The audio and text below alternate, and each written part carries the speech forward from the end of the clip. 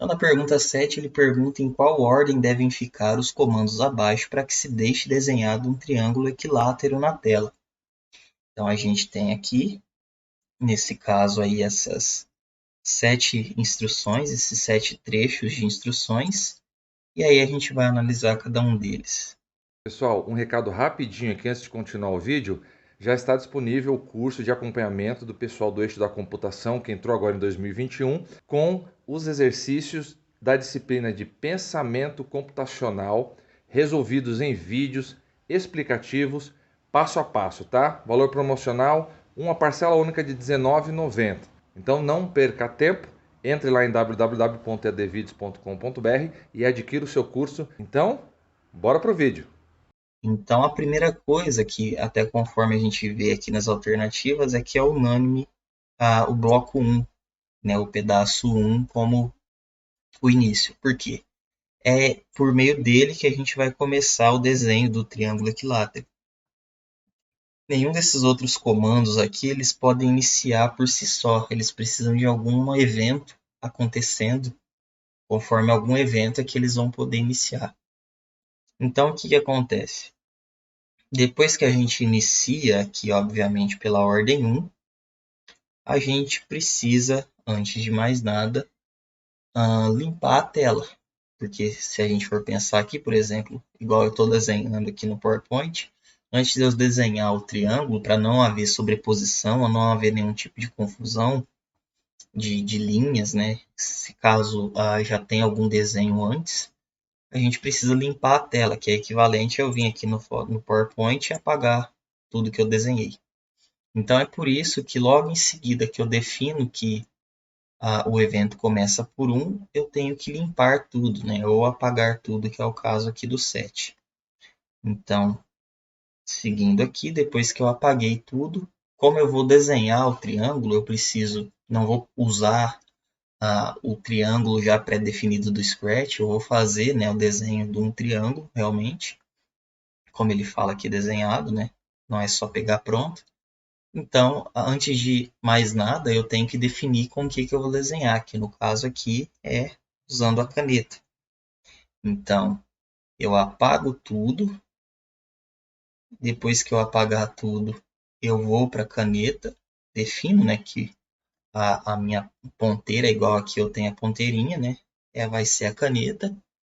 E aí sim, depois que eu tiver com a caneta definida, aqui no caso 5, aí eu vou pensar em desenhar o triângulo equilátero. E aí que a lógica para desenhar esse triângulo equilátero está contida aqui nessas 3 instruções. Como eu vou desenhar o triângulo equilátero, eu teria algumas opções, né? Mas já que aqui ele considera o loop, né? Ele considera um laço de repetição, no caso o repita do Scratch, a gente precisa usar ele primeiro, porque o que é desenhar um triângulo equilátero? Nada mais é do que desenhar 3 linhas de mesmo tamanho num arranjo, né? Numa disposição espacial, vamos dizer assim, específica. Elas têm que estar uma do lado da outra para formar o triângulo.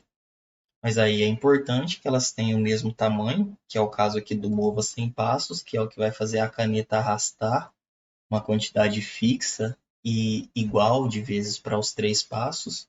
E aí a cada linha que eu desenhar, eu vou fazer um giro de 120 graus para desenhar o triângulo.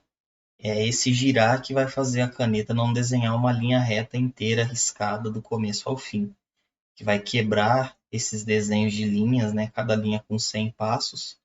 Isso vai ser, vamos dizer assim, unido para formar o triângulo. E essa propriedade o que dá é o girar de 120 graus.